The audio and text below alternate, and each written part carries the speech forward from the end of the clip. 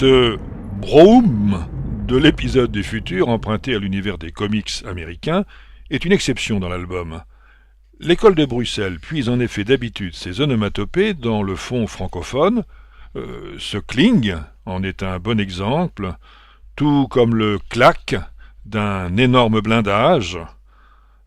En fait, le matériau sonore se limite à des monosyllabes, éventuellement enrichi par le redoublement d'une consonne, comme ici dans ce crack. On a affaire, en somme, à une bande-son au vocabulaire volontairement limité. Un tac, par exemple, dans l'épisode médiéval, note le choc d'un carreau d'arbalète. Quant aux armes modernes, elles se satisfont d'un traditionnel ta-ta-ta pour une mitraillette ou d'un pan-pan-pan pour une arme de poing. Cette économie de moyens montre parfois ses limites. Le bing de cette vignette, par exemple, peine à rendre compte de la chute d'un lustre qui, je cite, s'abat avec un bruit terrible. Jacobs, à coup sûr, est un amoureux de la langue française et tout spécialement de la langue écrite. Une planche comme cette page 38 où Phocas, le chef des révoltés du futur, répond aux interrogations de Mortimer, peut surprendre aujourd'hui, mais cette surprise n'est rien en comparaison de l'ahurissement du héros devant une inscription du XXIe siècle. Et en fait, moins ahurissement que scandale ou haut-le-cœur, au point que cette orthographe phonétique en devient, paradoxalement ici, euphonique.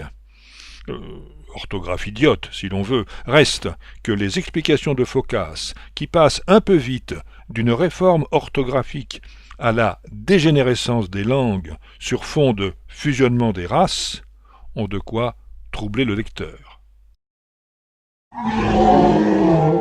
Le tyrannosaure roi de la préhistoire, tyrannosaure doublement autocrate, il est et tyran et roi, n'est certes pas ici présenté comme un modèle.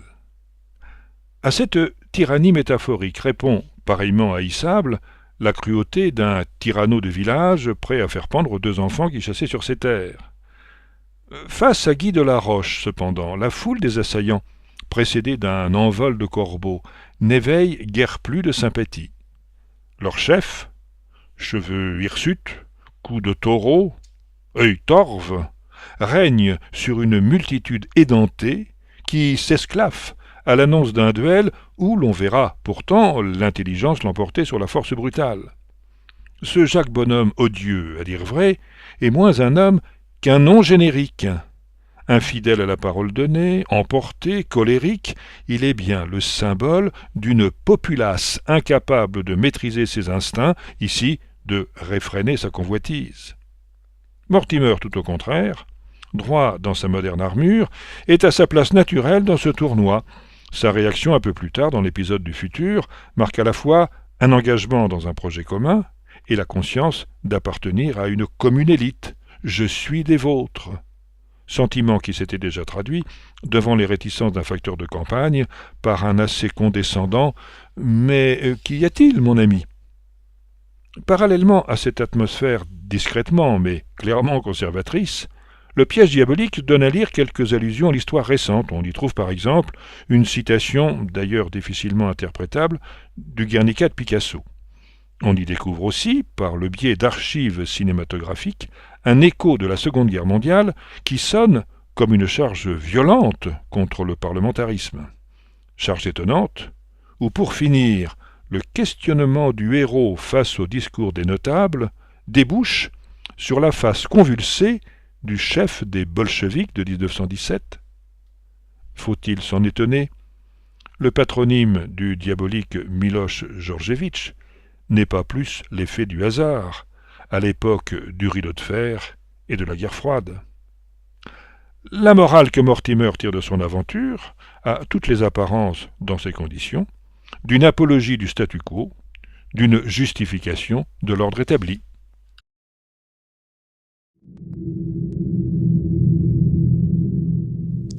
Sur le chemin de la Bove, Mortimer a rencontré un certain nombre d'avertissements. C'est par exemple ce facteur dont la singulière réticence aurait pu le détourner de son projet. C'est aussi le spectacle de la Bove elle-même. L'endroit n'est guère réjouissant. Ce sont enfin les réactions de Blake, qui prêche dans un premier temps la patience, avant de baisser les bras. Décidément, vous êtes incorrigible. Il y a bien là de quoi ressentir quelque culpabilité au moment de franchir le pas. Si Blake me voyait. Plus obscur, plus intrigant peut-être, est le lien qui attache encore Mortimer au professeur Miloche, un lien qui donne un poids tout particulier à cette voix venue d'outre-tombe. Un moment, certes, le rationnel reprend le dessus, mais c'est pour retomber bientôt dans une sorte de transe hypnotique. Qu'en est-il alors de Mortimer? Ensorcelé ou bien sorcier? Diable ou bien prophète?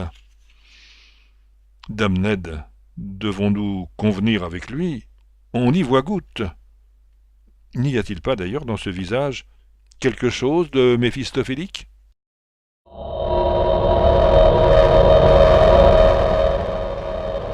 Descendons au plus profond de ce voyage dans le temps. Imaginons un instant le chronoscaphe comme le divan inconfortable d'une psychanalyse sauvage qui donne accès, de fait, à tout un matériel refoulé, au prix d'un travail sur soi qui n'est ni aisé, ni plaisant, comme on le voit dans cette confrontation. Bon sang, encore ce fantôme. Il est vrai qu'il ne s'agit rien moins dans cette affaire, à travers un cheminement scandé par une série d'effigies virginales, que de la rencontre de l'autre sexe. Ce ne sera pas sans quelque embarras, devant une Agnès à la fois suppliante, offerte et finalement refusée, plutôt qu'un geste d'adieu, la main de Mortimer esquisse, qu'on nous pardonne ce détour par Piero della Francesca et la légende de la vraie croix, esquisse un signe qui nous mènerait plutôt du côté de l'angélisme, comme le suggère d'ailleurs, tout droit sorti de l'inconscient de l'auteur, cette vignette où Mortimer prend congé de Phocas. Mais c'est dans l'épisode de la préhistoire, on n'échappe pas au signifiant, que s'inscrit, dans la crainte et le tremblement, l'origine des embarras de Mortimer. Voilà bien cette scène primitive, image fantasmée des ébats parentaux, qui, de fait, laisse notre héros littéralement interdit, sans voix. Reprenons à présent la couverture de l'album, dont la signification maintenant s'éclaire d'un autre jour. Avec le Moyen-Âge et l'épisode préhistorique, l'un et l'autre intriqués, c'est la révolution odieuse, on l'a vu, qui s'associe à la sexualité obscène, on le devine. Et voilà bien le double piège, assurément diabolique, que Mortimer fuit à toutes jambes, non sans que transparaisse dans son regard détourné, c'est-à-dire tourné vers ce qu'il fuit, un mélange de répulsion et de fascination. L'aventure une fois terminée, nous apprenons que le gouvernement exige le silence. Ce faisant, il fait son métier qui est de censurer des nouvelles de nature à troubler l'ordre public. Il existe cependant une autre censure, dans le lexique freudien, qui a pour fonction d'interdire l'arrivée à la conscience de ce qui doit être ignoré, refoulé. Les mémoires d'Edgar Pierre Jacobs effleurent ce sujet au bas d'une page consacrée à un frère cadet tué au combat en 1940. Jugement sans appel, qu'il conviendrait peut-être d'interpréter en termes de résistance.